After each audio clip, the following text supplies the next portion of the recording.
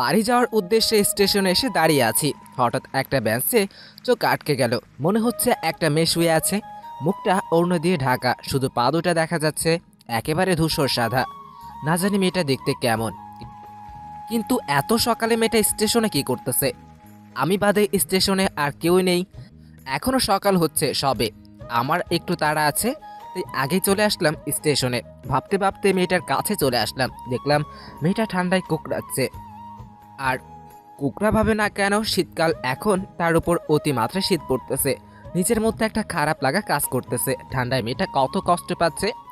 আমার গায়ের কোটটা খুলে মেয়েটার গায়ের উপরে দিয়ে দিলাম, যাতে করে শীতটা একটু কম পড়ে। খপ করে মেয়েটা উঠে গেল। আমি তো নির্বাক হয়ে দাঁড়িয়ে আছি।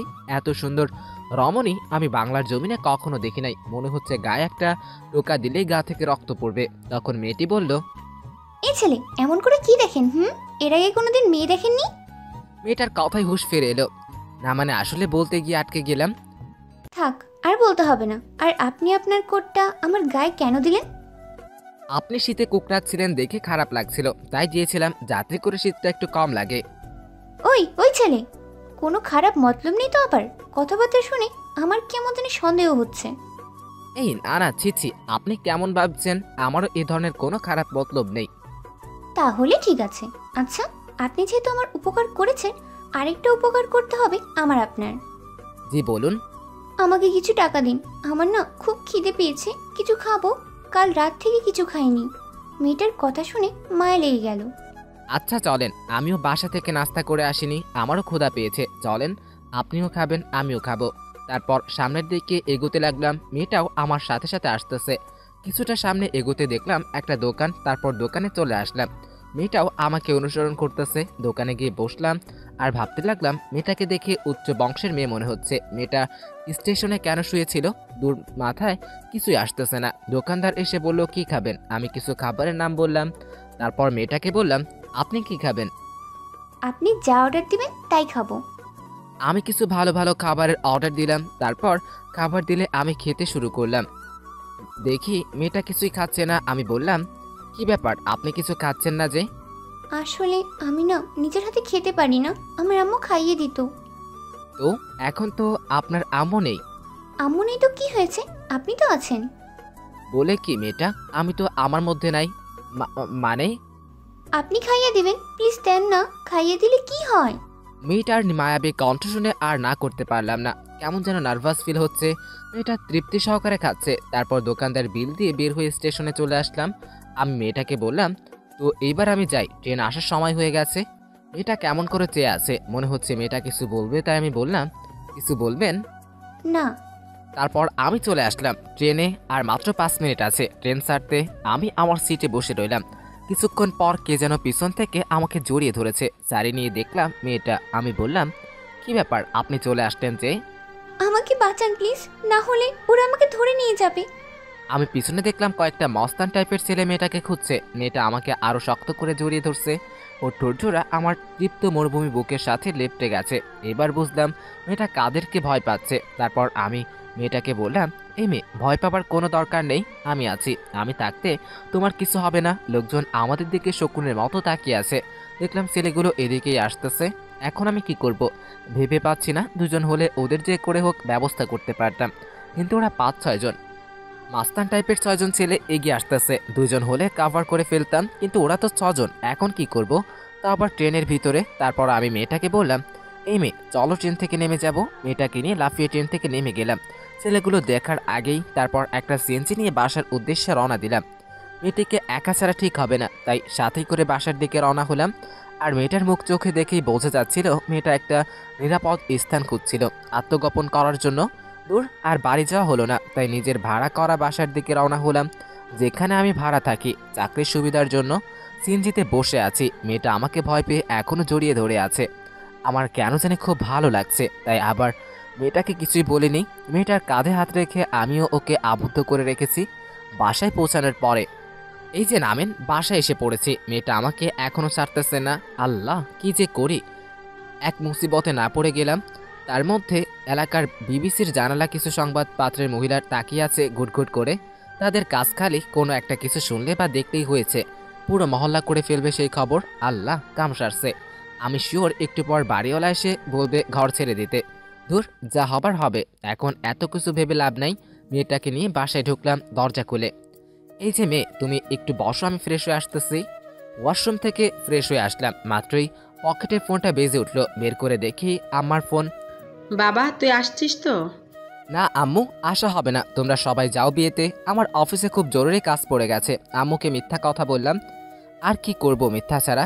আজ মামাতো বোনের বিয়ে যেতে পারলাম না বলে আম্মু মন খারাপ করলো। আচ্ছা বাবা, সাবধানে থাকিস। এই যে মেয়ে, তুমি কি ফ্রেশ হবা? কিন্তু আমার তো কাপড় নেই।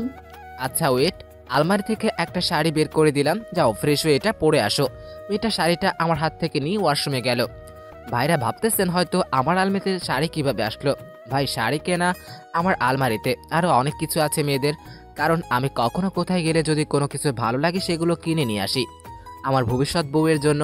আর ব্যাচেলারদের মন কত রকম লাড্ডু ফোটে সেটা তো কম বেশি সবাই জানেনি। যাক, মেয়েটা আসুক, তার থেকে রহস্য জানতে হবে, কে ওই ছেলেগুলো আর কেনই বা তার পিছনে তারা করছিল। খাটের উপর বসে আছি, একটু পর মেয়েটা আমার দেওয়া নীল কালারের শাড়িটা পরে বের হলো। আমি তো হা করে তাকিয়ে আছি মেয়েটার দিকে। আমার মনে হয় কোনো পরি ভুল করে আমার রুমে ঢুকে পড়েছে। এত অপরূপ লাগছিল মেয়েটাকে। ঘাড়ের একপাশ করে চুলগুলো ছেড়ে দিয়েছে, আর তার থেকে টুপটুপ করে পানি ঝরে পড়ছে। ইচ্ছে করছে কাছে টেনে এনে ঘাড়ের মধ্যে কয়েকটা চুমু বসিয়ে দেই। এই কি ভাবছি আমি এইসব? এই যে আপনি এভাবে কি দেখেন? হ্যাঁ পরি দেখি পরি। মানে পরি কোথা থেকে এলো আবার? আরে ধুর, কি বলি, মানে কিছুই না। আচ্ছা, কে ছিল ওই ছেলেগুলো আর কেনই বা তোমার পিছু নিচ্ছে? তাহলে সমস্ত ঘটনা বলতে হবে আপনাকে। শুরু থেকে শুনবেন? শুনবো। প্রথমে আমার নাম দিয়ে শুরু করি। আমার নাম হিয়া। আমি এবছর অনার্স সেকেন্ড ইয়ারে উঠেছি। আর আমার বাবা হচ্ছে বিজনেসম্যান, মা গৃহিণী। আমার বাবা মা আর আমি মিলে সুখী পরিবার। আমাদের দিনকাল ভালো যাচ্ছিল, কিন্তু হঠাৎ এক কালো সাপের নজর পড়ে আমার উপরে। আমি কলেজ থেকে আসার সময় লক্ষ্য করতাম একটা গাড়ি রোজ আমার পিছু নিত, কিন্তু কে বা কী তার পরিচয় জানতাম না। হঠাৎ একদিন কলেজ শেষ করে বাসায় গিয়ে দেখি অনেক লোক এসেছে বাসায়, কিন্তু লোকগুলো স্বাভাবিক মানুষের মতো না। দেখতেই বোঝা যাচ্ছিল মাস্তান টাইপের লোকেরা। ভিতরে ঢুকতেই দেখতে লাগলাম আব্বুর সাথে একজন কথা বলছে বিয়ের বিষয়ে। সে নাকি আমাকে বিয়ে করতে চায়। আমাকে প্রথম দেখতেই তার ভালো লেগে গেছে। লোকটার গালে একটা ক্ষত দেখা যাচ্ছিল, সম্ভবত কেউ ছুরি দিয়ে আঘাত করেছে লোকটার গালে। আব্বু লোকটাকে সরাসরি না করে দেয় যে মেয়ে এখন বিয়ে দিবে না, কিন্তু লোকটা নাছোড়বান্দা, ওর আমাকেই চাই। আব্বু স্ট্রেট না বলে দিয়েছে যে আমাকে বিয়ে দিবে না। লোকটা হঠাৎ পিছন থেকে একটা পিস্তল বের করে আব্বুর গলায় ধরে আর বলে, তুই দিবি না, তোর ঘাড়ে দিবে। সময় মাত্র 3 দিন, নিজ ইচ্ছায় মেয়েটা আমার হাতে তুলে দিবি, না হয় 3 দিন পর এসে মেয়েটা জোর করে তুলে নিয়ে যাব। তারপর লোকগুলো চলে যায়। আব্বুরও পাওয়ার কম না, আব্বুর পরিচিত অনেক মানুষ আছে। আব্বু লোকাল থানায় ফোন করে ওসিকে সব জানায়, কিন্তু ওসি সরাসরি না করে দেয়। এই কেস নিতে পারবে না সে, কারণ যার বিরুদ্ধে কেস করব সে নাকি এই শহরের নাম করা মাস্তান। সবাই তার হুকুমেই চলে। আব্বু হার মেনে নেয় নাই। আব্বুর এক বন্ধু আছে, তাকে সমস্ত ঘটনা খুলে বলে। সে ডিসি, সেও বলে, আমার কিছু করার নাই রে, কারণ সে নাকি অনেক বড় মাফিয়া। তার সাথে পাঙ্গা নেওয়া মানে মৃত্যুকে ডেকে আনা। তবে আসাদুজ্জামান, তুই যেহেতু আমার বন্ধু, তোকে একটা সাজেশন দেই। আসাদুজ্জামান হচ্ছে আমার বাবার নাম। তুই তোর মেয়েকে অন্য কোথাও পাঠিয়ে দে, কারণ ওর সাথে পাঙ্গা নিয়ে পেরে উঠবি না, বরং নিজের মেয়েকে হারাবি। তাই আব্বু আমাকে গ্রামে খালার কাছে পাঠাবে ভাবে। রাতের মধ্যেই সব ব্যবস্থা করে খালার বাড়ির উদ্দেশ্যে পাঠিয়ে দেয়, কিন্তু কিভাবে জানি জানোয়ারগুলো খবর পেয়ে যায় আর আমার পিছু নেয়। তাই আমি মাঝ রাস্তায় বাস থেকে নেমে পালিয়ে যাই আর এখানে চলে আসি। জানোয়ারগুলো এটাও খবর পেয়ে গিয়েছে হয়তো আমি স্টেশনে আছি, তাই তারা সেখানে খোঁজ করতে এসেছিল। কি বলো এসব? তোমার সাথে এত কিছু ঘটে গিয়েছে, আমি তো নিজেকে ঠিক রাখতে পারতেছি না। আপনিই বলুন কি করব এবার? আচ্ছা সমস্যা নেই, তোমার যত সময় দরকার এখানে থাকতে পারো। আর তুমি এখানে একদম নিশ্চিন্তে থাকো, কেউ তোমার চুল পরিমাণ ক্ষতিও করতে পারবে না। আচ্ছা, আপনার নামটা কি? আমার নাম হচ্ছে আরাফাত। আচ্ছা তুমি থাকো, আমি বাজার করে নিয়ে আসি, রান্না করতে হবে। না না, আমি একা থাকতে পারবো না, আমার খুব ভয় করে একা থাকতে। এই মেয়ে, ভয়ের কি আছে? আমি 2 মিনিটে যাব আর 2 মিনিটে চলে আসবো। তুমি দরজা লাগিয়ে বসে থাকো, আর নয় টিভি আছে টিভি দেখো। আচ্ছা, তাড়াতাড়ি আসবেন, কিন্তু দেরি হলে কিন্তু কান্না করে দিব। আচ্ছা, তাড়াতাড়ি আসবো। তারপর হিয়া ভিতর থেকে দরজা আটকে দিল। আমি বাজারে চলে গেলাম, কারণ বাজার না করলে দুইজনেরই না খেয়ে থাকতে হবে। আর ভেবেই অবাক লাগছে, এত বড় একটা মেয়ে কিন্তু কথাবার্তা আর চালচলনের মধ্যে একটা বাচ্চামি ভাব। 30 মিনিটের মধ্যে বাজার করে বাসায় গেলাম। বাসায় গিয়ে ডাক দিতেই দরজা খুলে দিল। হয়তো এত সময় আমারই অপেক্ষা করছিল মেয়েটা। তারপর বাজারগুলো গুছিয়ে রান্না করতে চলে গেলাম। একটু পর দেখি মেয়েটা রান্নাঘরের দরজার সামনে দাঁড়িয়ে আছে। কি কিছু বলবে? না, এমনিতেই রান্না দেখছিলাম। ও, তারপর রান্না করে খেতে বসলাম। কিন্তু মেয়েটার একটা রোগ আছে, আপনারা তো জানেনই, নিজের হাতে খেতে পারে না, তাই খাইয়ে দিতে হলো। এভাবেই সারাদিন কেটে গেল। মেয়েটা আমার সাথে আগের থেকে একটু ফ্রি হয়ে গিয়েছে। মেয়েরা যথেষ্ট পরিমাণ মিশুক, একদিনেই বুঝে গেলাম। রাতের বেলায় ঘুমাতে যাব, তখন বাঁধল বিপত্তি। কী করব?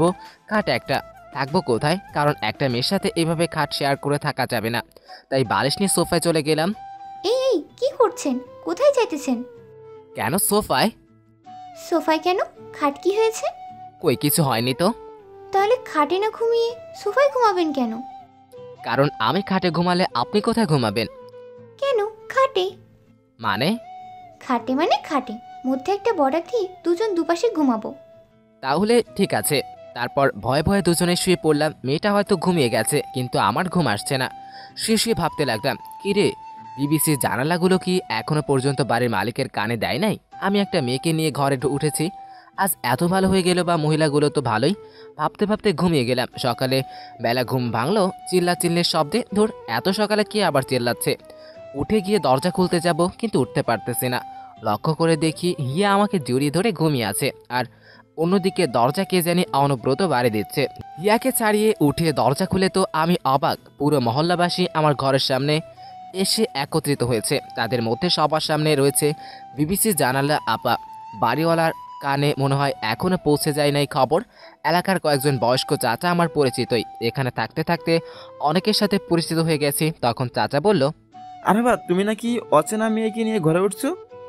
এমন খবর আমার কানে আসলো? আসলে চাচা, কই দেখি মেয়েটা বাহির করো। আমি গিয়ে হিয়াকে ডেকে তুললাম। হিয়া, একটু উঠো, বাইরে অনেক মানুষ এসেছে। হিয়া ঘুম থেকে উঠে বাইরে আসলো। এই মেয়ে, তুমি কে? আর আরাফাতের বাসা কি করো? আরাফাতের তো এখনো বিয়ে হয়নি, না হলে ভাবতাম যে বউ নিয়ে ঘরে এসেছে। হিয়া তো চাচার এতগুলো প্রশ্ন শুনে চুপ করে আছে। কি বলবে কিছুই মাথায় কাজ করতেছে না। হিয়ার হাত পা যেন কাঁপা শুরু করে দিছে। এমন সময় চাচাকে আমি বললাম, আসলে হয়েছে কি চাচা, আমরা দুজন দুজনকে বহু আগের থেকে ভালোবাসি। ওর ফ্যামিলি কেউ রাজি নাই, তাই গতকাল আমরা পালিয়ে বিয়ে করে ফেলেছি, আর আমার বাসায় ওকে নিয়ে এসেছি। হিয়া তো পুরো আমার কথা শুনে হিয়া আমার দিকে মিটিমিটি করে তাকাচ্ছে। আমি এক কথা ভয়ে ভয়ে বেড়ে ফেললাম। কি করব বলুন? তাছাড়া তো কোনো উপায়ও নেই। হিয়ার সব যেন মাথার উপর দিয়ে গেল। তাহলে ঠিক আছে বাবা, তোমার নতুন জীবন সুখী হোক। তখন বিবিসি জানালার মেয়েটি বলল, চাচা ও বিয়ে করেছে বললো আর আপনি মেনে নিলেন? পাড়ার পরিবেশ নষ্ট করেছে এই ছেলে বিয়ে করেছে যে প্রমাণ দেখাও। ঠিক বলেছো খুশি। বিবিসি জানালাটার নাম খুশি। আর আবার যাও গিয়ে কাবিননামা নিয়ে এসো, আমরা সকলেই দেখবো যে তোমরা আসলে বিয়ে করেছো কিনা। আমি তো এবার শেষ। আমি এখন কি করব কিছুই ভেবে পাচ্ছি না। কোন জ্বালায় পড়লাম আমি? এবার আমাকে কে বাঁচায়? উফ, আমি তো বাঁচার জন্য এমনটা বললাম, কিন্তু এখন আরো ভালোভাবে ফেসে গেলাম। শালি বিবিসি জানালা, তোর একবার পাই হাতে নাতে, তখন বুঝবি মজা। অন্যের পিছনে লাগলে কেমন লাগে। এদিকে হিয়া তো আমার দিকে রাগি লুকে তাকিয়ে আছে। হিয়া তো অন্যদিকে তাকিয়ে ফিসফিস করে কি যেন বলতেছে। খচ্চর বেটাকে কে বলতে বলেছে বিয়ে হয়েছে আমাদের, আর আমরা দুজন বহু আগের থেকে একজন একজনকে ভালোবাসি? এখন লো ঠেলা সামলাও। চাচা, আসলে হয়েছে কি, কাবিননামা তো হাতে পাই নাই, সব উকিলের কাছেই আছে। আমরা শুধু বিয়ে করে এখানে চলে এসেছি। তখন বিবিসির জানালার মেয়েটি বলল, চাচা বললাম না, বেটা আমাদেরকে গোল খাওয়াচ্ছে। বিয়ে করেছে কিন্তু কাবিননামা এখনো হাতে পায় নাই। শোনো বাচ্চা, আমাদের এসব বললে শুনছি না। এমন কোনো একটা প্রমাণ দেখাও যে তোমরা বিয়ে করেছো, না হলে কিন্তু আমাদের হাত থেকে ছাড়া পাবে না, বলে দিলাম। আমি তো মাথা নিচু করে আছি। কি করব এখন? কোনো ঝামেলায় পড়লাম। আমার শরীর কাঁপছে, ভয়ে কিছুতেই বলতে পারছি না। আর এইদিকে এলাকার মানুষজন সিসি করতেছে আমাদের দুজনকে নিয়ে। তখন বিবিসির জানালার মেয়েটি বলল, দেখছেন চাচা, মাথা নত করে আছে, মানে এখানে কোনো গাবলা আছে। ওরা মিথ্যা বলতে আছে চাচা। এই সবাই থামেন, আমি বলি কি, মন দিয়ে শুনেন। ওরা বিয়ে করেছে কি করে নাই সেটা পরের ব্যাপার, যেহেতু ওরা দুজন একসাথে একই বাসায় রাত যাপন করছে, তার মানে আসলেই বুঝতেছেন তো, সবার সম্মুখে ওদের আবার বিয়ে হবে। কি বলেন সবাই? আমি এই কথা শুনে তো হয়ে গেলাম। আমি এখন কি করে এখান থেকে বের হব আমি কিছুই বুঝতে পারতেছি না। এইদিকে সবাই এতে সম্মতি দিল। শেষমেশে কাজী সাহেবকে এনে এলাকাবাসী জোর করে আমার আর হিয়ার বিয়ে দিয়ে দিল। এখানে মানা করার কোনো সুযোগই নাই। মানা করার দূরের কথা, এমন কথা আনলেও এলাকাবাসী মিলে আমাকে আর হিয়াকে কাঁচা গিলে খেয়ে ফেলবে। বিয়ে শেষে একজন আপা এসে আমার রুমটাতে বাসর ঘর সাজিয়ে দিয়ে গেল। রুমের বাইরে দাঁড়িয়ে আছি, ভিতরে ঢুকবো কি ঢুকবো না দ্বিধাদ্বন্দ্বে পড়ে গেলাম। কারণ মেয়েটাকে বিপদের মুখ থেকে বাঁচিয়ে আনলাম আর সেই নিজেই আবার বিপদের মুখে ফেলে দিলাম। ধুর, যা হওয়ার হবে, এত কিছু ভেবে লাভ নাই। রুমের ভিতরে গিয়ে দেখি মেয়েটা খাটের উপরে বসে আছে ঘোমটা দিয়ে। একটু সামনে যেতেই কান্নার আওয়াজ কানে আসলো। ওর কাছে গিয়ে, ওই হিয়া, কান্না করছো কেন বলে যেই না ওর হাতটা ধরলাম, অমনি এক ঝাটকা দিয়ে হাতটা ছাড়িয়ে নিল আর বলল, আপনি আমার হাত ধরেছেন কোন সাহসে? হিয়া, আসলে আমায় ক্ষমা করে দাও। আমি সব কিছুই বুঝে শুনে করিনি। বিশ্বাস করো, তোমাকে এইভাবে ফাঁসানোর কোনো ইচ্ছাই আমার ছিল না। হয়েছে, আর বলতে হবে না। আপনি আমার জীবনটাই ধ্বংস করে দিয়ে এখন ক্ষমা চাচ্ছেন? হিয়া ফুপিয়ে ফুপিয়ে প্রচুর কান্না করছে। আমি আর থেকে একটু দূরে সরে দাঁড়ালাম। আমারই বা কি দোষ বলুন? এমন একটা দুর্ঘটনা ঘটবে কে জানে। এমন সময় হিয়া আমার কাছে একটা আবদার করে, এই যে শুনছেন, আমি আম্মুর সাথে কথা বলবো, প্লিজ দয়া করে আমাকে আপনার ফোনটা দিবেন? অবশ্যই, এই নিন। হিয়া আমার হাত থেকে ফোনটা নিয়ে ওর বাসার নাম্বার ডায়াল করে ফোন দিল। ফোনটা রিসিভ করতেই হিয়ার আম্মু বলে কান্না করতে করতে বারান্দায় চলে গেল। কে জানি আর কত কি দেখতে হবে। আমি আর শুনতে পেলাম না ওদের মাঝে কি কথা হলো। বেশ অনেকটাই সময় পর হিয়া এসে আমার হাতে ফোনটা দিয়ে বলল, আমার আম্মু আপনার সাথে কথা বলতে চাই, প্লিজ লাইনে আছে, একটু কথা বলুন। এরপর হিয়ার কাছ থেকে ফোনটা রিসিভ করে বারান্দায় চলে এলাম আর ওনাকে সালাম দিলাম। আসসালামু আলাইকুম আন্টি। ওয়ালাইকুম আসসালাম বাবা, আমি হিয়ার আম্মু বলছি। বাবা, যা হয়েছে হয়েছে। হিয়া আমাকে সব বলেছে, ফার্স্ট টু লাস্ট। বিয়ে জীবনে একবারই হয়। বাবা, তোমার পায়ে পড়ি, আমার মেয়েটাকে দেখে রেখো। আর বাবা, তোমার যা বর্ণনা দিল হিয়া, তাতে বুঝে নিচ্ছি তুমি কতটা ভালো মনের মানুষ। তবে বাবা, হিয়া কান্নাকাটি করছিল ওকে নিয়ে যাওয়ার জন্য।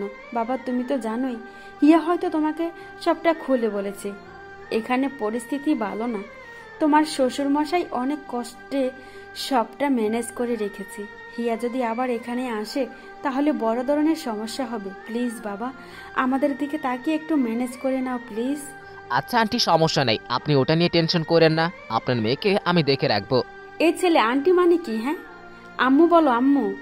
আচ্ছা আম্মু, আপনি টেনশন করিয়েন না, আমি হিয়াকে দেখে শুনেই রাখবো। এরপর কথা বলা শেষ করে একটা স্বস্তির নিঃশ্বাস ফেললাম। যাক, হিয়ার বাসা থেকে মেনে নিয়েছে। যাক, যেভাবেই হোক মনের আশাটা পূর্ণ হয়েছে। হিয়াকে প্রথম দেখেই ভালো লেগে গিয়েছিল। কথা বলা শেষ করে রুমে এসে দেখি হিয়া শুয়ে আছে আর নাক টেনে টেনে কান্না করতেছে। আমি গিয়ে ওকে জড়িয়ে ধরলাম, কারণ এখন তো আমার বউ। এই এই খচ্চর বেটা, আমাকে জড়িয়ে ধরলেন কোন সাহসে? এখন কি তোমার জড়িয়ে ধরতে সাহস লাগবে নাকি? কারণ এখন তুমি আমার বউ, যখন ইচ্ছা জড়িয়ে ধরতে পারবো। আর শাশুড়ি আম্মু বলেই দিয়েছে তোমাকে দেখে শুনে রাখতে, তাই তোমার দেখাশোনা করতেছে। ছাড়েন বলছি, নাহলে অনেক খারাপ হবে কিন্তু। কি খারাপ হবে শুনি? এমন সময় আমার হাতে জোরে একটা কামড় দিয়ে উঠে পালিয়ে যাবে, এমন সময় খপ করে ওর হাতটা ধরে ফেললাম আর একটানে আমার কাছে নিয়ে আসলাম। এই বউ, কই যাও? তোমার দেখাশোনা করতে হবে তো। মানে কি? মানে কি বুঝবা এখন, ওয়েট। এরপর আস্তে আস্তে ওর ঠোঁট জোড়ার দিকে এগোতে লাগলাম। ঠোঁট জোড়া অনব্রত কাঁপতেছে। আমার তো ওর কোমল ঠোঁট জোড়া দেখে নেশা লেগে গেছে। তারপর ওর ঠোঁট জোড়াগুলো নিজের দখলে নিয়ে নিলাম। প্রায় 10 মিনিট পর ছেড়ে দিলাম। দুজনেই হাঁপাচ্ছি। এমন সময়, কি হলো এটা? কই কি হলো? বউকে আদর করলাম। ছি, আপনার লজ্জা করে না একটা মেয়ের সাথে এভাবে নোংরামি করতে? আর কি বললেন বউ? বউ মানে কিসের বউ? কোথাকার বউ? দুজনেই একটা খারাপ পরিস্থিতির শিকার হয়েছি, আর সেটাকে আপনার কাছে বিয়ে মনে হয়? ছি, আপনি এতটা নিচু মনের সেটা ভাবতে আমার ঘৃণা হচ্ছে। তার চেয়ে বরং নিজ ইচ্ছায় ওই অসৎ লোকের কাছে বিয়ে বসে সব বিলিয়ে দিতাম, তাহলে আজকের মতো একটা দুর্দিন দেখতে হতো না। লিজিয়া, তুমি আমায় ভুল বুঝো না। আসলে আমি নিজের মধ্যে ছিলাম না এত সময়। আমি আসলে এমন না, কিন্তু আজ কেন জানি নিজেকে ঠিক রাখতে পারিনি। হয়েছে, আর নিজের দোষ ঢাকতে হবে না। আপনি কেমন নরপশু সেটা আমার দেখা হয়ে গেছে। আর কয়েকটা দিন, তারপর তলাক দিয়ে চলে যাব বাবা মায়ের কাছে। তারপর যদি ওই নরপশুটাকে বিয়ে করতে হয় তাহলে সেটাই করব। প্লিজ হিয়া, এমনটা করো না। তোমার কাছে হাত জোড় করে ক্ষমা চাচ্ছি। জীবনে বিয়ে একবারই হয়, তোমার আম্মু সেটা বলেছে আর আমিও সেটা বিশ্বাস করি। এরপর আর কোনোদিন এমন দ্বারা অসৎ আচরণ করব না, তোমাকে কখনো ছুঁয়ে দেখবো না। প্লিজ তাও এরূপ করিও না। আপনি কি মনে করেছেন আপনি আমাকে এসব বলে আটকাতে পারবেন? সেটা কখনোই না। আর আমি এই বিয়ে মানি না, এটা একটা দুর্ঘটনা। হিয়া, আমি ভুল করেছি, তার জন্য তো হাত জোর করে ক্ষমা চাচ্ছি। আমি কি ক্ষমার যোগ্য না? Please stop. আপনার চেহারাও দেখতে ইচ্ছা হচ্ছে না আমার। আপনি আমার সামনে থেকে যান। আমি যাচ্ছি, তুমি ঘুমিয়ে পড়ো। আমার ঘুমাতে ইচ্ছে করতেছে না। তারপর বারান্দায় চলে গেলাম। নিজের কাছে নিজের ঘেন্না করছে। কিভাবে করতে পারলাম আমি এমনটা আচরণ করতে? আমি না হয় মেয়েটাকে ভালোবেসে ফেলেছি, কিন্তু মেয়েটা তো আমাকে ভালোবাসা দূরের কথা, আমাকে একসেপ্টই করতে পারেনি। এখন কিভাবে কি করব আমি? হিয়া যদি সত্যি আমাকে ডিভোর্স দিয়ে দেয়, আমার কপালের ভাগ্য ওর মতো একটা মেয়ে পেয়েছি, সেটা হোক কোনো ঘটনাচক্রে। কি করব মাথায় যেন কিছুই কাজ করছে না। মেয়েটা আমার উপরে খুব রাগ করেছে, তার চেয়ে বড় কথা ভুল বুঝছে। এখন ওর রাগ কমাবো কি করে? যে কাজ করছি এখন তো ওর সামনে গিয়েও দাঁড়াতে পারবো না। ফোনটা বের করে সাজ্জাদকে ফোন করলাম, কিন্তু ফোন রিসিভ করলো না। জাবেদকে ফোন করলাম, দু একবার রিং পড়তেই রিসিভ করলো। জাবেদ আমার সাথেই জব করে, একই অফিসে। আমার এই শহরে বেস্ট ফ্রেন্ড বলতে সাজ্জাদ আর জাবেদই আছে। হ্যাঁ, কিরে দোস্ত, হঠাৎ এত রাতে কল করলি? দোস্ত, একটা সমস্যা হয়েছে, এখন একটু দেখা করতে পারবি? কি বলিস? এত রাতে দেখা করবি মানে? কিছু হয়েছে নাকি? আর তুই নাকি বাড়ি গিয়েছিলি, একদিনে এসে গেলি? প্লিজ দোস্ত, দেখা করাটা খুব জরুরি। এখন একটু বাধায়, তারপর তোকে সব খুলে বলছি। আচ্ছা, 15 মিনিটের মধ্যে আসতেছি, তুই রেডি হয়ে চলে আয়, কেমন? আমি বেরোচ্ছি। এরপর বারান্দা থেকে উঠে বের হয়ে যাব, রুম ক্রস করে মেন দরজা খুলে বাইরে যাব। এমন সময় দেখি হিয়া কাঠের উপরে শুয়ে কাঁথা মুড়ি দিয়ে কান্না করতেছে। কি করব আমি এখন? মেয়েটাকে যে কাঁদিয়ে দিয়েছি, মানুষ থেকে কখন যে শরীর খেকো হয়ে গেছে নিজেও জানি না। না, কাঁদুক কিছুটা সময়, তাহলে যদি কিছুটা স্বাভাবিক হয়। কারণ আমার করা অস্বাভাবিক আচরণ হয়তো এখনো ভুলতে পারিনি। আমি মেইন দরজা খুলে বের হয়ে এলাম। হিয়া আমার আভাসও পেল না, বাঁধে গিয়ে বসে আছি। একটু পর যাবে তোলো। কিরে, এত জরুরি তলব করলি যে? কিছু হয়েছে বল। জাবেদকে শুরু থেকে শেষ সমস্ত ঘটনা খুলে বললাম, আর এটাও বলেছি যে আমি ওকে ভালোবেসে ফেলেছি। দোস্ত, এত কিছু হয়ে গেল আর আমি আভাসও পেলাম না? আর তুই যা করেছিস সেটা করা তো উচিত হয়নি। হোক না সেটা ঘটনাচক্রে বিয়ে, কিন্তু মেয়েটাকে কিছুটা সময় দেওয়া দরকার ছিল তোর সাথে স্বাভাবিক হওয়ার জন্য, কিন্তু তা করিসনি। দোস্ত, এইভাবে বলিস না। আসলে নিজেকে সংযত রাখতে পারিনি, কিন্তু এখন কিভাবে কি করব কিছু একটা বলে দে। কিভাবে কি করলি আমিও তো ভেবে পাচ্ছি না। দেখ দোস্ত, কিছু একটা বের কর প্লিজ। হ্যাঁ দাঁড়া, পেয়েছি, শোন তাহলে। তারপর জাবের একটা ফর্মুলা বলে দিল। আপনারা শুনিয়েন না, গল্পের সাথে থাকলে এমনিতেই শুনতে পারবেন। ধন্যবাদ বন্ধু। এইভাবে আরও কিছু সময় কথা বলে বাসার দিকে রওনা দিলাম, কারণ বেশ রাত হয়েছে। জাবেদও চলে গেল। অন্যদিকে হিয়া ঘুমায়নি, মনে মনে ভাবতে থাকে, মানুষটাকে মনে হয় একটু বেশি কথা শুনে ফেলেছি। ধুর, মাথা ঠিক ছিল না।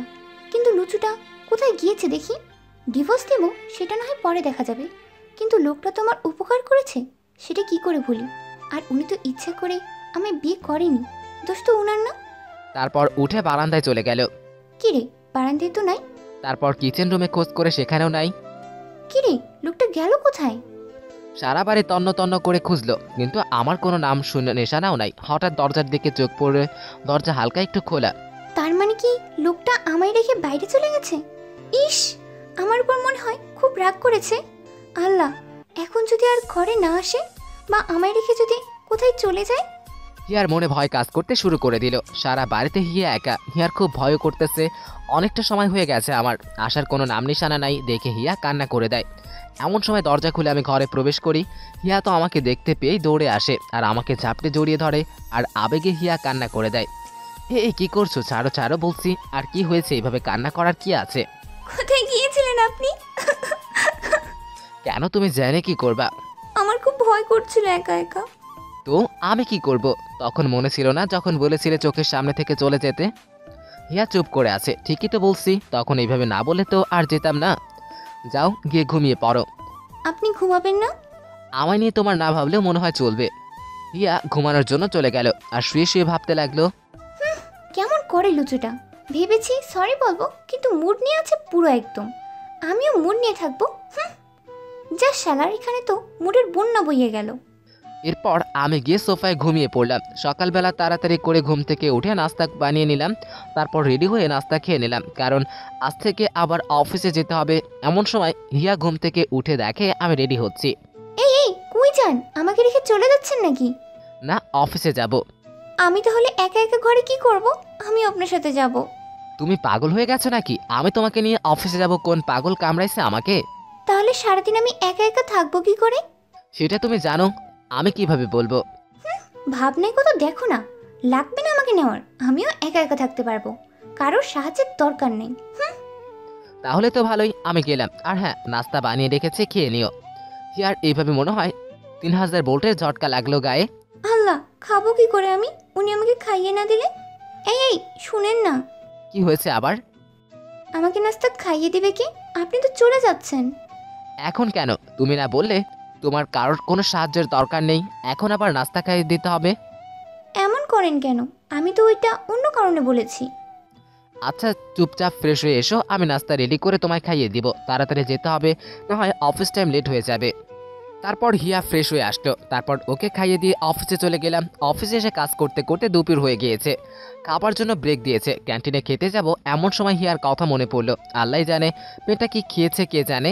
এরপর স্যারকে বলে বাসায় চলে গেলাম ছুটি নিয়ে, কারণ হিয়াকে খাইয়ে দিতে হবে। আর ঘরে কোনো খাবার রান্না করা নাই, কি খাবে মেয়েটা? বাসায় এসে কলিং বেলটা চাপ দিচ্ছি, কিন্তু দরজা খোলার কোনো নাম গন্ধই নাই। দরজা ধাক্কা দিতেই দরজা খুলে গেল। হিয়া, এই হিয়া, কোথায় তুমি? আমি সারা বাড়ি খোঁজ করে কোথাও হিয়াকে দেখতে পেলাম না। কি করি এখন? মনের মধ্যে একটা ভয় ঢুকে গেল।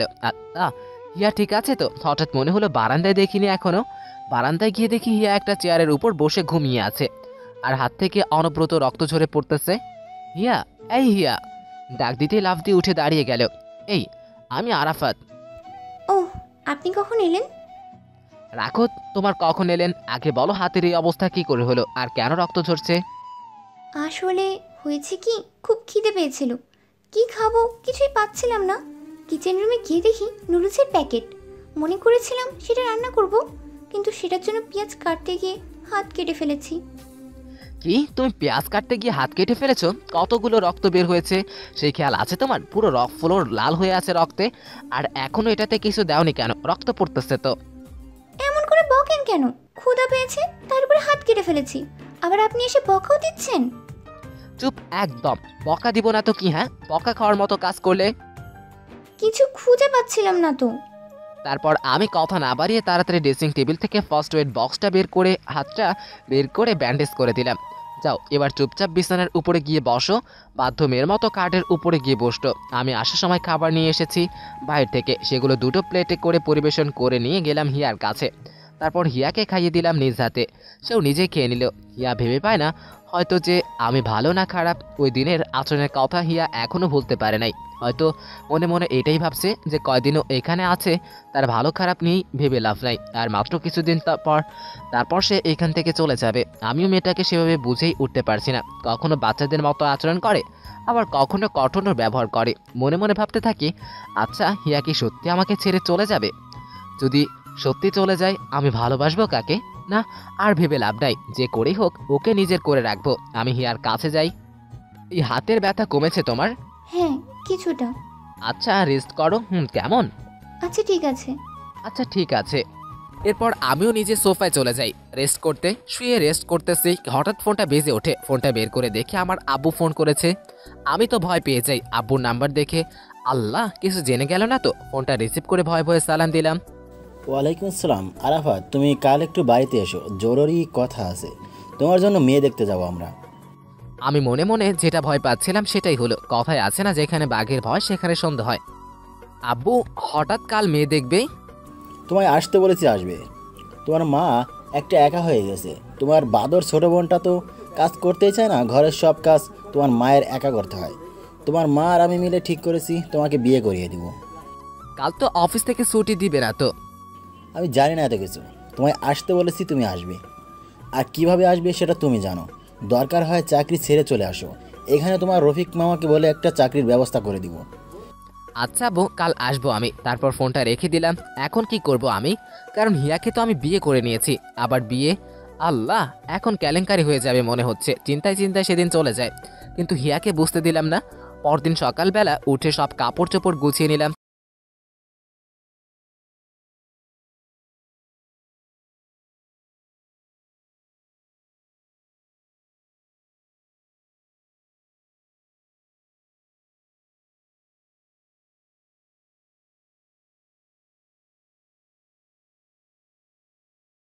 দেশে রওনা দিলাম। প্রায় বাড়িতে পৌঁছে গিয়েছি।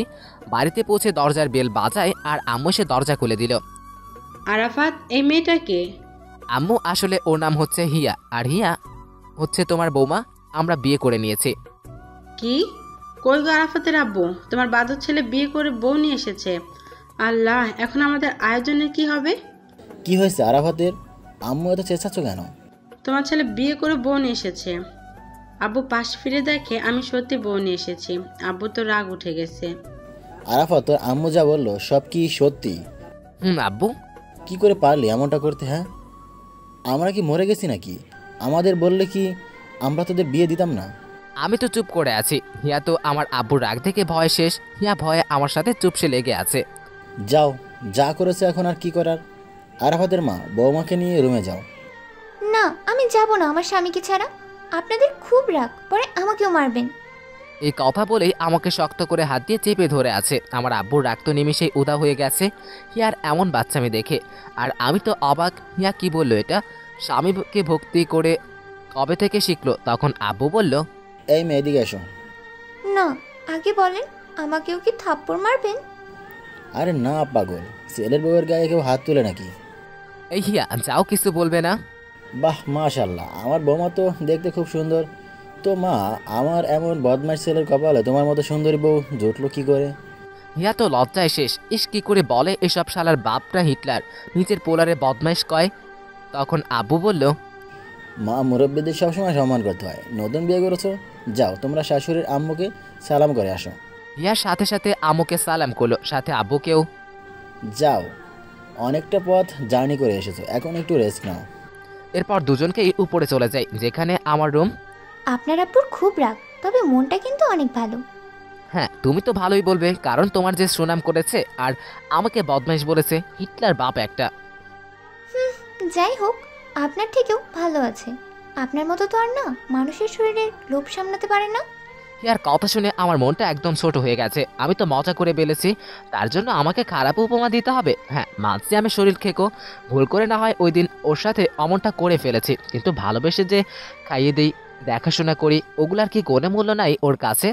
হ্যাঁ, ঠিকই বলেছো, আমার শরীরে লোভ সামলাতে পারি না, কারণ আমি শরীর খেকো। আর চিন্তা করো না, সময় হলে এটার জন্য আফসোস করবে। যেদিন কোনো স্পর্শ করেছি, আজ কেন করছি না? আমি চোখে পানি নিয়ে মন খারাপ করে রুম থেকে বেরিয়ে হয়ে আসতাম। কি রে, লোকটার আবার কি হলো? ধুর, মন খারাপ করলে করুক, আমার কি? আমি তো সত্যিটাই বলেছি, আর আফসোস কখনোই করব না। আমি রুম থেকে বের হয়ে ছাদে চলে যাই। থাক আর না, অনেক ভালোবেসেছি, আর ভালোবাসবো না। এত কিছুর পরেও আমি দোষী, কারণ আমার করা একটা ভুল আচরণ তোমার মনে গেঁথে গেছে। তার থেকে বড় কথা, আমি তোমার যোগ্য না। আচ্ছা, এইখান থেকে আমি ওকে ছেড়ে দিব। সে মুক্তি চায়, মুক্তি দিয়ে দিব। আর আজ থেকে দেখবে তুমি আমার আসল রূপ। ভালোবেসেছি, এখন মন থেকে ছুঁড়ে ফেলে দিব হিয়া নামক ব্যক্তিটাকে। অনেকটা সময় পর আমি ছাদ থেকে নিচে নামলাম। ছাদ থেকে নেমে রুমের দিকে যাই। যখন রুমে ঢুকবো, হঠাৎ কেউ একজন দৌড়ে এসে আমাকে ধূপধাপ মারতে শুরু করে। এই, কি করছিস? মারছিস কেন? তারপর হিয়া বলল, এই মেয়ে, তুমি ওনাকে মারছো কেন? সেটা আপনার না জানলেও চলবে। আমি আমার ভাইকে মারবো না কাটবো সেটা আমার ব্যাপার। আর কুত্তা, তুই বিয়ে করেছিস, আমাকে বলিসনি কেন? বাহ, ভালোই তো। আমি তো তোর বোন না, আমায় বলবি কেন?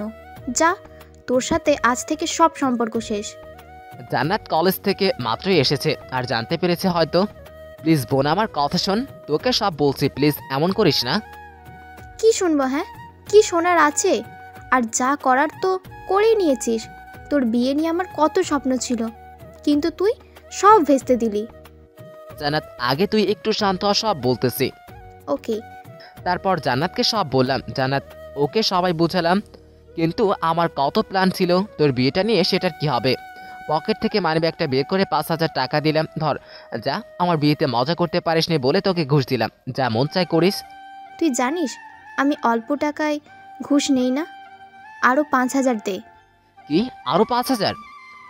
হ্যাঁ দে বলছি বলে হাত থেকে খপ করে মানিব্যাগটা নিয়ে আরও 5,000 টাকা নিয়ে নিলাম। আল্লাহ, আমার টাকা! চলে গেল। আরাফাত চুপ করে খাটে বসে বসে গান শুনতেছে। নিচে নামার পর হিয়ার সাথে একটা কথাও বলে নাই। এই যে শুনছেন, আরাফাত গান শোনায় ব্যস্ত। এই যে শুনছেন বলে জোরে চিৎকার দিল। এই মেয়ে, কি হয়েছে? এইভাবে সারে মতো চেঁচাচ্ছ কেন? আমার খিদে পেয়েছে, আমি কিছু খাবো। তো আমি কি করব? কেন, আমাকে কিছু খাইয়ে দিবেন? আমার এত টাকা পড়ে নাই তোমাকে খাইয়ে দিতে। নিচে কি আম্মুকে বলো। এমন করেন কেন? দেখো, তোমার সাথে রসিকতা করার মুড নাই, এখন চোখের সামনে থেকে যাও। হিয়া মন খারাপ করে নিচে চলে গেল। লোকটাকে খাইয়ে দিতে বলেছি, তাই বলে লোকটা আমার সাথে এমন করলো। এবার বুঝো কেমন লাগে। ভালো তো বেসেছিলাম, কিন্তু বাসতে দাওনি তো। এত কিসের আধিক্যতা? হিয়া নিচে গিয়ে রান্নাঘরের সামনে দাঁড়িয়ে আছে। আরাফাতের আম্মু হিয়াকে দেখতে পেয়ে, কি রে মা, কি হয়েছে, কিছু বলবি? আসলে আমার না খুব খিদা পেয়েছে। ইস রে, আমার তো খেয়ালই ছিল না তোরা এসেছিস, তোদের নাস্তা দিতে। আচ্ছা এদিকে আয়, আমি খাবার বেড়ে দিচ্ছি, খেয়ে নে। আমি তো একা খেতে পারি না, বাসায় সবসময় আম্মু খাইয়ে দিত, এখন তো উনিও খাইয়ে দিচ্ছেন না, কিভাবে খাবো? আচ্ছা এদিকে আয়, আমি খাইয়ে দিচ্ছি। তারপর আরাফাতের আম্মু হিয়াকে খাইয়ে দেয়। কিন্তু আজ কেন জানি হিয়া খাবার খেয়ে তৃপ্তি পাচ্ছে না, কারণ এই কয়দিন আরাফাতের হাতে খেতেও, তাই অল্প একটু খেয়ে রুমে চলে আসে। তখন আরাফাত গান শুনছিল। হিয়া রুমে এসে চুপচাপ বসে আছে। একটু পর দুপুর হয়ে আসে। সবাই একসাথে খাবার খেয়ে নিজের রুমে রেস্ট করছে। আরাফাতও রেস্ট করছে, খাটে হাত পা মেলে শুয়ে আছে। এই হাত পা গুছান, আমিও রেস্ট করব। এখানে জায়গা পাবেন না, এখন অন্য কোথাও গিয়ে রেস্ট করেন। মানে কি? তো আমি কোথায় যাব? যেখানে মন চায় সেখানে যাও, কিন্তু এখানে জায়গা পাবেন না। ধুর, লাগবে না আমার জায়গা। বলে সোফায় গিয়ে বসে পড়ে। আরাফাত বিকেলবেলা ঘুম থেকে উঠে দেখে হিয়া সোফায় ঘুমিয়ে পড়েছে। ইস, দেখতে কি মায়াবী লাগছে, কিন্তু দেখতে যতটা কিউট, মনের দিক দিয়ে তার বিপরীত। মন বলতেছে কিছু নেই মেয়েটার। আরাফাত ঘর থেকে বের হয়ে এলাকায় ঘুরতে বের হয়, আবার ঘোরাফেরা করে সন্ধ্যায় বাসায় আসে। বাসায় এসে হিয়ার সাথে কোনো কথা বলে না, পুরোপুরি অ্যাভয়েড করে। এখন হিয়াকে এইভাবে আরও 2 দিন চলে যায়। হিয়ার সাথে কোনো কথাই বলে না আরাফাত। এখন হিয়া যদি কোনো কথা বলে তার উত্তর দেয় না। হিয়া তো ভালো করেই উপলব্ধি করতে পেরেছে আরাফাত তার সাথে বারবার হয়ে চলতেছে। ধুর, যেমন ইচ্ছা হয় করুক, আমার কি? আর কয়েকটা দিন মাত্র, তারপর আম্মুরা আসলে ওনাদের সাথে চলে যাব, খচ্চরটাকে ডিভোর্স দিয়ে। আরাফাত বলে উঠল, আম্মু, আমার অফিসে ছুটির সময় প্রায় ফুরিয়ে এসেছে, কাল থেকে অফিসে যেতে হবে, আজ চলে যাব আমি। সে কি রে, আর কয়েকটা দিন থেকে গেলেই তো হয়। না আম্মু, আবার কিছুদিন পর ছুটি নিয়ে আসবো। আচ্ছা, বৌমাকে সাথে করে নিয়ে যাবি নাকি? তোমরা ভালো জানো আমার সাথে যাবে না থাকবে। আচ্ছা নিয়ে যা, কারণ একা একা থাকিস, কথা বলা একটা সঙ্গী হলেও হবে। ওর মতো মেয়ে হবে আবার আমার কথা বলার সঙ্গী, আর মেয়ে খুঁজে পেলে না তুমি?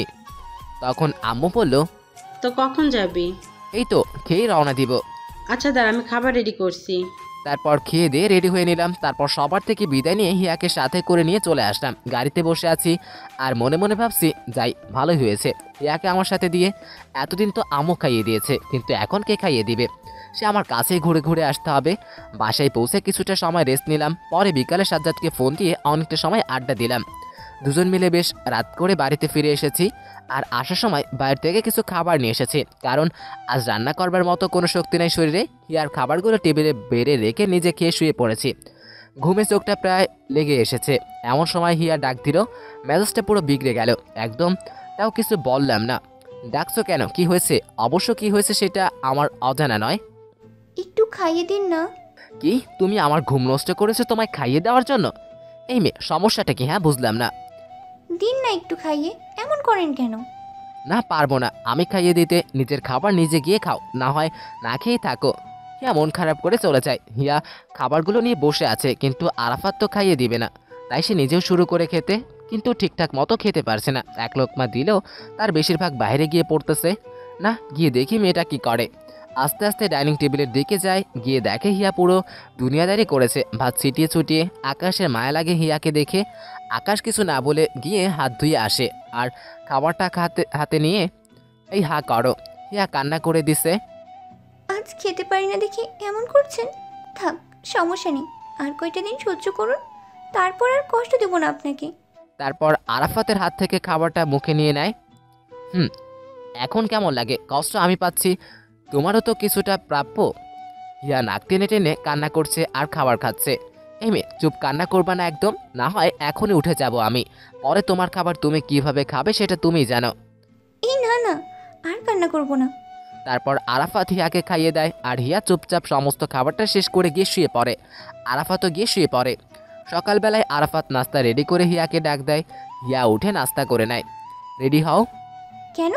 কারণ আমার সাথে অফিসে যাবে তুমি। কেন? সেদিন তো রেখে গেছেন, আজ কেন নিয়ে যাবেন? সেদিন রেখে গিয়ে আমার শিক্ষা হয়ে গেছে, পুরো ফলো রক্তে ভাসিয়ে ফেলেছো। আর না, রেডি হও তাড়াতাড়ি, আমার অফিসের জন্য লেট হচ্ছে।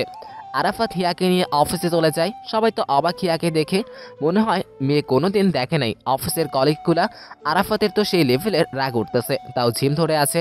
আরাফাত হিয়াকে নিয়ে নিজের কেবিনের পাশে একটা জায়গায় আসে, সেখানে বসিয়ে দিয়ে সে নিজের কেবিনে চলে যায় আর কাজে মন দেয়। একটু পর আরাফাতের কেবিনে মারিয়া আসে। সে অফিসের বসের মেয়ে। আরাফাত, মেয়েটাকে? কোন মেয়েটা? তুমি যাকে সাথে করে নিয়ে এসেছো। ওহ, ওটা কেউ না, আমার ফ্রেন্ড। মিথ্যা বলল, কারণ মারিয়া আরাফাতকে পছন্দ করে, তবে আরাফাত করে না। আর এখন যদি সত্যিটা বলে দেয় তাহলে মারিয়া সিনক্রেট করবে। তাহলে ঠিক আছে। বলেই আরাফাতের কোলের উপর গিয়ে বসে। কি করছো কি মারিয়া? এগুলো কিন্তু ঠিক হচ্ছে না। কেউ যদি এখন এসে এসব দেখে তাহলে কেলেঙ্কারি হয়ে যাবে। এই তুমি চুপ থাকো তো, একদম কোনো কথা বলবে না। বলেই আরাফাতের ঠোঁটে আঙুল দিয়ে স্লাইড করতে থাকে। শোনো, আর তোমার তো কয়েকটা দিন, তারপর আমি আব্বুকে বলেই তোমায় বিয়ে করে নিব, আর তোমায় অনেকগুলো বাবু উপহার দিব। এমন সময় হঠাৎ হিয়া আরাফাতের কেবিনের দিকে আসে। আর যখন কেবিনের দরজা খুলে ভিতরে ঢুকে, তখন দুজনকে এই অবস্থায় দেখে না বলে চোখে হাত দিয়ে ফেলে। মারিয়া তো রেগে মেগে আগুন। এই মেয়ে, তোমার সাহস তো কম না? তোমাকে কেবিনে আসার অনুমতি কে দিছে? অন্যদিকে আরাফাতের তো লজ্জায় পুরো মাথা শেষ। আল্লাহ, এখন মেয়েটা আমায় কি ভাববে? আর সেদিন যে আচরণটা করেছি সেটার জন্য এমনিতে ওর চোখে খারাপ হয়ে আছি, তার উপর এখন আবার এইসব। সরি সরি, আমি আসলে বুঝতে পারিনি, প্লিজ আমায় ক্ষমা করে দিন, আর এমন ভুল হবে না।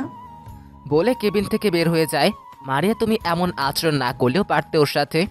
চুপ থাকো, একদম একটাও কথা বলবে না। রোমান্স করতে ধরেছি তখন ওই মেয়ের আসতে হবে। হ্যাঁ। আরাফাত কি বলবে কিছুই বুঝে উঠতে পারছে না। আরাফাতের খুব খারাপ লাগছে, কারণ হিয়া যে তার বিয়ে করা বউ, কাকে কি বলবে সে?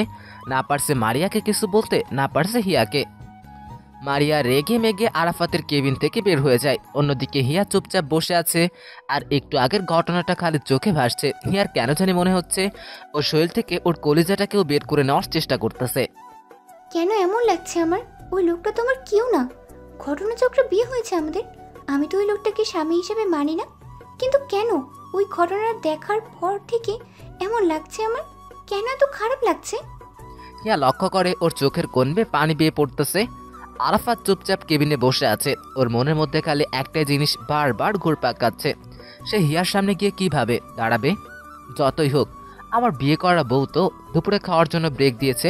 আরাফাত কেবিন থেকে বের হয়ে হিয়াকে ডাকতে যায়, কারণ ওকে খাইয়ে দিতে হবে। তার আগে পিয়নকে দিয়ে ক্যান্টিন থেকে খাবার আনিয়ে রেখেছে সে। গিয়ে দেখে হিয়া চুপচাপ বসে আছে।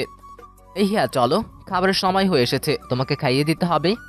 দরকার নেই আমাকে খাইয়ে দেওয়ার, আমি আজ থেকে নিজ হাতে খাওয়ার চেষ্টা করব, কারোর সাহায্যের প্রয়োজন নেই। কি বলছো এসব তুমি? তোমাকে খাইয়ে না দিলে তো খেতে পারবে না, সব ছড়িয়ে ছিটিয়ে একাকার করবে। ছড়িয়ে ছিড়িয়ে একাকার করলে করব, আপনি গিয়ে ওই মেয়েটাকে খাইয়ে দিন, আমাকে খাওয়াতে হবে না। আরে পাগল নাকি? আমি আমার বউকে না খাইয়ে দিয়ে অন্য মেয়েকে খাইয়ে দিতে যাব কেন? এখন আসছে বউ বউ করতে, তখন মনে ছিল যখন কোলে নিয়ে রোম্যান্স করছিলেন? আরে আজীব তো, ও তো জোর করে আমার কোলে। থাক, আর মিথ্যা বলতে হবে না, আমি আপনার হাতে খাবো না, ওই ডাইনিকে গিয়ে খাইয়ে দেন। এই ওয়েট ওয়েট ওয়েট, আমার একটা জিনিস মাথায় কাজ করতেছে না। কি? ওই মেয়ের সাথে রোম্যান্স করেছি, তাতে তোমার এত রাগ হচ্ছে কেন? তুমি তো আমাকে স্বামী হিসেবে মানো না, আর তোমার তো খুশি হওয়ার কথা। কি? আমার কেন রাগ হতে যাবে? আপনার যা মন চায় তাই করেন, আমার কি? আর আমার রাগ কি এত সস্তা নাকি? সস্তা না, দামি তা দেখা যাচ্ছে। এই এই, কি বলতে চান আপনি? হ্যাঁ, কিছু না, চলো খাবার খাবে। না, আমি খাবো না বলেছি। তোমার খেতে হবে না, আমি তোমায় খাইয়ে দিব। বলে জোর করে কোলে তুলে নিজের কেবিনে নিয়ে যায়। কেউ নাই, সবাই খাবার খেতে ক্যান্টিনে গেছে, তাই কারণ নজর পড়লো না। তবে আরাফাতের কেন জানি মনে হচ্ছে হিয়াও আরাফাতকে ভালোবাসে। না হয় ওর এত জ্বলতেছে কেন? হিয়াকে কেবিনে নিয়ে গিয়ে কোল থেকে নামিয়ে দেয়। তারপর হাত ধুয়ে খাবার হাতে হিয়া এই হা করো। না, করব না। দেখো এখন কিন্তু ভালো হচ্ছে না। ভালো না হলে নাই, আমার কি? শেষবারের মতো বলতেছে হা করো, না হয় না খাইয়ে দিয়ে রাখবো একদম। হিয়ার খুব খিদে পেয়েছে, আর এবার যদি হা না করে লুচুটা আর খাইয়ে দিবে না পরে। তাই হিয়া হা করে। আরাফাত হিয়াকে খাইয়ে দিয়ে নিজে খেয়ে নেয় আর হিয়াকে পাশে বসিয়ে রেখে অফিসের কাজ করতে থাকে। এমন সময় আরাফাতের ফোনটা বেজে ওঠে। ফোনটা হাতে নিয়ে দেখে অপরিচিত একটা নাম্বার। প্রথমে রিসিভ করে না, কারণ অপরিচিত নাম্বার আরাফাত কখনোই রিসিভ করে না। আবারও ফোন দেয় অপরিচিত নাম্বার থেকে। তারপর আরাফাত ফোনটা রিসিভ করে। হ্যালো, কে বলছেন? বাবা, আমি হিয়ার আব্বু বলছিলাম। ওর আপনি? তারপর সালাম বিনিময় করে আর লক্ষ্য করে হিয়া পাশে আছে, তাই সে কেবিন থেকে বের হয়ে যায় কথা বলার জন্য। আরাফাত বাবা, আমরা আজ আসতে চাচ্ছিলাম, যদি একটু ঠিকানাটা বলতে তাহলে আমাদের জন্য সুবিধা হতো। কি সত্যি আজ আপনারা আসবেন? হ্যাঁ বাবা। বাবা, তাহলে আমি স্টেশনে যাব আপনাদের রিসিভ করতে। আচ্ছা। তারপর সময়টা বলে দেয় আর আরাফাত সময় মতো অফিস থেকে একটু আগে বের হয়ে যায়। হিয়াকে বাসায় নামিয়ে দিয়ে তুমি থাকো, আমি আসছি। না, আমিও যাব। আমার একা থাকতে ভয় করে, তার উপরে আবার অচেনা একটা জায়গা। আরে ভয়ের কি আছে, আমি এখন যাব আর এখনই আসবো। আচ্ছা। আরাফাত স্টেশনে চলে যায় হিয়ার বাবাকে আর ওর আম্মুকে রিসিভ করতে। আর হিয়া ঘরে বসে বসে বলতেছে, আমি জানি তো কোথায় গেছে লুচুটা, ওই ডাইনির সাথে দেখা করতে। সমস্যা নেই, আর তো মাত্র কিছুদিন, তারপর তো চলে যাব। আরাফাত হিয়ার আব্বু আম্মুকে রিসিভ করে বাড়ি নিয়ে আসে। তারপর ঘরে এসে দরজার বেল বাজায়। দিয়া দরজা খুলে যখন ওর আব্বু আম্মুকে দেখতে পেয়ে খুশিতে কান্না করে দেয় আর ওর আব্বু আম্মুকে জড়িয়ে ধরে। আরে পাগলি মেয়ে, এমনভাবে কান্না করতে হয়? আমরা নাই তো কি হয়েছে? কত সুন্দর আর কত ভালো একটা বর পেয়েছিস। কত ভালো না চাই, আমার কাউকে দরকার নেই। আমি তোমাদের সাথে চলে যাব ওই লোকটাকে ডিভোর্স দিয়ে। আরাফাত হিয়ার কথা শুনে মনটা একদম খারাপ হয়ে গেল। আসলেই কি হিয়া আমায় ডিভোর্স দিয়ে চলে যাবে? এই মেয়ে কি বলছিস? এইসব অলক্ষণে কথাবার্তা? যা বলেছি ঠিকই বলেছি। আরে রাখো তো মেয়ের কথা, এখন অনেকটা পথ অতিক্রম করে এসেছি, একটু রেস্ট করো, পরে দেখা যাবে ওই সব কথাবার্তা। আরাফাত তাড়াতাড়ি করে বাইরের দোকান থেকে গিয়ে নাস্তা কিনে নিয়ে আসে। শ্বশুর শাশুড়ির জন্য বিকালবেলায় সবাই মিলে নাস্তা করতে বসে। এমন সময় হিয়ার বাবা বলে, বাবা তুমি এখানে একা থাকো, বাবা মা নেই? না, আসলে অফিসের কাজের জন্য এখানে একাই থাকি। বাবা তুমি আমার পাগল মেয়েটাকে দেখে রাখো। আপনি এসব নিয়ে চিন্তা করবেন না, আমার বউ আমি যদি দেখাশোনা না করি তাহলে কে দেখবে? যাক, মেয়েটা একটা ভালো ছেলের কাছেই পড়েছে, এবার আমাদের আর কোনো টেনশন নাই। বাবা, আমার কিছু কথা আছে, আমি উনার সাথে আর থাকবো না, তোমাদের সাথে চলে যাব। এতে যদি তোমরা আমাকে উনার সাথে থাকার জন্য জোরাজুরি করো তাহলে কিন্তু খারাপ কিছু ঘটে যাবে। ওই লোকটা একদম ভালো না। কেউ কিছু বলতে পারতেছে না, সবার মুখে বুলি বন্ধ হয়ে গেছে, কারণ হিয়ার বাবা মা হিয়ার রাগকে খুব ভয় পায়। কখন কি ঘটিয়ে বসবে কে জানে। আর আরাফাত তো চুপ করে আছে, কি বলবে সে? হিয়া তো সব সত্যি কথাই বলেছে, আমি একদম ভালো না। হিয়ার বাবা মা সেদিন থেকে পরদিন চলে যায়, হিয়াও ওনাদের সাথে চলে যায়। আরাফাত হিয়াকে যাওয়ার আগে অনেক বুঝিয়েছে, কিন্তু হিয়া আর থাকবে না। তাই কি আর করান, নসিবে লেখা ছিল না ওর সাথে এতদিন এই সংসার করব। হিয়া চলে যাওয়ার পর আরাফাতের কাছে ঘরটা কেমন জানি খালি খালি লাগছে, কিছুই যেন আর আগের মতো নেই। আরাফাতের চোখ জোড়া দিয়ে টপ টপ করে পানি ঝরে পড়ছে। মেয়েটা আরাফাতের মনে একদম গভীরভাবে জায়গা করে নিয়েছে। তবে সমস্যা নেই, আমি আমার মতো করে ভালোবেসে গিয়েছি, আজ ভালোবাসা প্রত্যাখ্যান করেছে। একটা সময় এমন আসবে যে সেই হিয়া আমাকে পাগলের মতো খুঁজবে, কিন্তু সে আর আমায় পাবে না। হিয়া তো বাড়িতে এসে মহা খুশি, সে অনেকদিন পর নিজের বাড়িতে এসেছে। হিয়ার মা বাবা হিয়ার সাথে কেউ কথা বলে না, দুজনেই কথা বলা অফ করে দিয়েছে, কারণ আরাফাতের মতো একটা ভালো ছেলেকে সে ঠুকরে এসে গেছে। অন্যদিকে হিয়ার শহরে আসার খবর মাস্তান রানার কাছে পৌঁছে গেছে। এবার আমার হাতের থেকে তোকে কে বাঁচাবে? তোকে বউ করে ছাড়বো। হিয়া রাতের বেলায় নিজের রুমে শুয়ে আছে, তখন কয়েকটা গাড়িতে করে রানার লোকেরা আসে, যার হিয়াকে জোরপূর্বক ঘর থেকে তুলে নিয়ে যায়। হিয়ার বাবা মা আটকাতে চাইলেও ওদেরকে আটকাতে পারে না। অন্যদিকে আরাফাত রাতে খাটে শুয়ে আছে, হিয়ার স্মৃতিগুলো বারবার চোখের সামনে ভেসে আসছে। ওর চোখ জোড়া যেন আর বাদ মানছে না, ইচ্ছে মতো পানি ঝরছে চোখ জোড়া থেকে। এমন সময় হঠাৎ হিয়ার বাবার ফোন করে আর বলে হিয়াকে রানার লোকেরা জোর করে তুলে নিয়ে গেছে। আরাফাত রাতে খাটে শুয়ে আছে, হিয়ার স্মৃতিগুলো চোখের সামনে ভেসে আসছে। ওর চোখ জোড়া যেন আর বাধাই মানছে না, ইচ্ছে মতো পানি ঝরছে চোখ জোড়া থেকে। এমন সময় হঠাৎ হিয়ার বাবা ফোন করে বলে, হিয়াকে রানার লোকেরা জোর করে তুলে নিয়ে গেছে। প্লিজ বাবা, তুমি কিছু একটা করো। আরাফাতের এখন কি করা উচিত কিছুই মাথায় কাজ করছে না। দেখুন আমি এখন কিভাবে কি করব, এত রাতে, সকালে আবার অফিস আছে, ঠিকঠাক মতো না গেলে চাকরিটা আমাকে হারাতে হবে। আর সে তো আমায় ছেড়ে দিয়ে চলে গেছে, আমি কেন ওর জন্য কিছু করতে যাব? প্লিজ বাবা, এভাবে বলো না। আমার মেয়েটা না হয় ছোটো, না বুঝে শুনে এমনটা করেছে, কিন্তু তুমি তো ওর স্বামী, তোমার তো যথেষ্ট বোঝ হয়েছে। তুমি যদি এভাবে মুখ ফিরিয়ে নাও তাহলে আমরা কোথায় যাব বলো? দেখুন বাবা, আমার চাকরিটা আমি হারাতে পারবো না। আর সবসময় কি আমি ত্যাগ স্বীকার করে যাব? ওর কি আমার উপরে কোনো দায়িত্ব কর্তব্য নেই? প্লিজ বাবা, তোমার চাকরি একটা চলে গেলে আমি তোমার পায়ের সামনে 10টা চাকরি এনে হাজির করব। দরকার হয় আমার সমস্ত ব্যবসা বাণিজ্য তোমার নামে করে দেবো, তাও তুমি এভাবে মুখ ফিরিয়ে দিও না। বাবা দুঃখিত, আমায় ক্ষমা করবেন, আমি পারবো না। যার কাছে আমার কোনো মূল্য নেই তার মূল্য আমার কাছেও নেই বলে ফোনটা রেখে দেয়। অন্যদিকে হিয়ার তো খুব ভয় করতেছে, ওকে নিয়ে গিয়ে একটা রুমে আটকে রেখেছে। একটু পর রানা আসে। অনেক দিন লুকিয়েছিলি আমার কাছ থেকে, এবার কোথায় যাবি? এবার তোকে তো বিয়ে করেই ছাড়বো। প্লিজ এমনটা করবেন না, আমার স্বামী। বলতে গিয়েও আটকে গেল, কারণ আরাফাতকে তো সে ঠুকতে চলে এসেছে। বড় কথা, তাকে তো সে স্বামী হিসেবে মানেই না। যদি স্বামী হিসেবে মানতো তাহলে আজ হয়তো এই দুর্দিন দেখতে হতো না। কত বড় ভুল করেছে সে, এখন হারে হারে টের পাচ্ছে। নিজেকে তৈরি কর, 2 দিন পর তোর আর আমার বিয়ে। ইয়া চুপ করে মাটির দিকে চেয়ে অঝরে চোখের পানি ঝরাচ্ছে। আরাফাতের যেন মনে হচ্ছে সে বহুমূল্য কোনো একটা জিনিস হারাতে যাচ্ছে।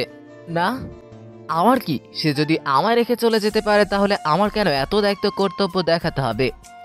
আরাফাত এসব ভাবতে ভাবতে ঘুমিয়ে পড়ে।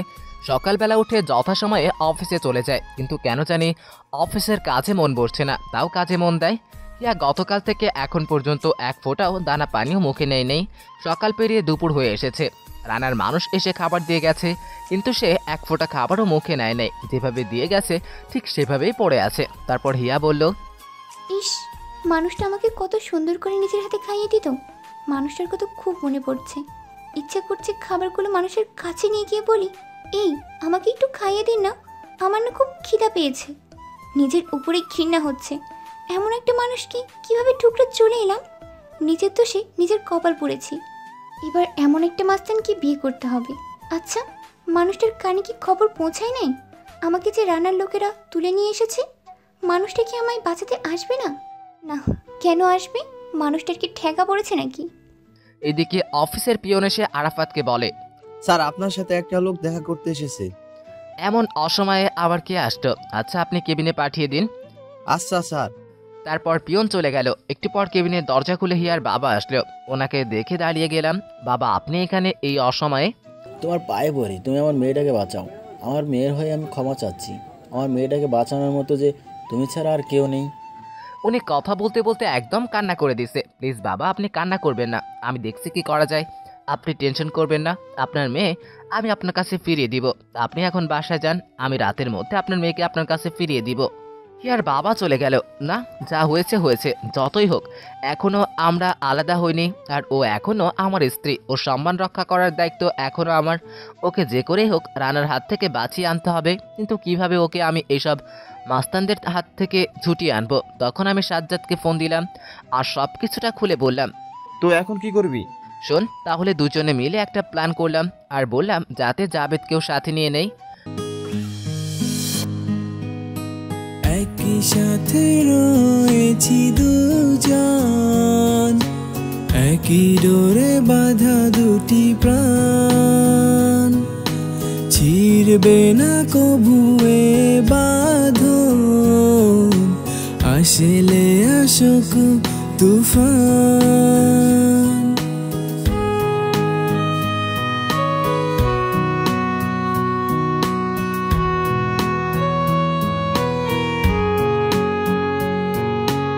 একই সাথে রয়েছি দুজন, একই ডোরে বাঁধা দুটি প্রাণ, ছিড়বে না কবুয়ে বাঁধন, আসলে আসুক তুফান।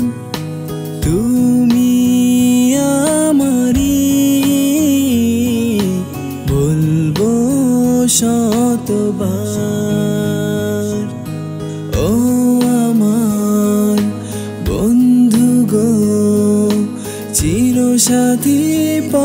চলার, তোমারই জন্য গড়েছি আমি মঞ্জিল ভালোবাসার।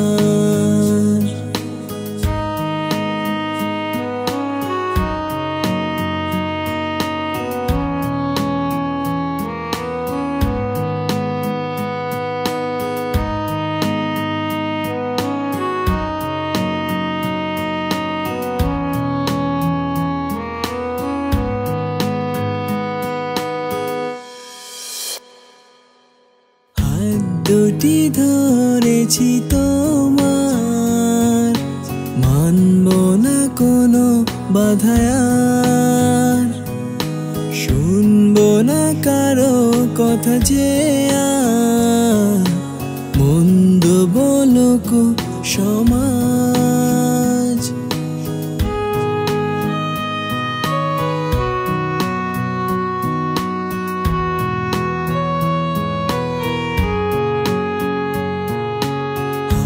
দুটি ধরেছি তোমার, মানব না কোনো বাধায়ার, শুনবো না কারো কথা যে আর, মন্দ বলুক সমাজ।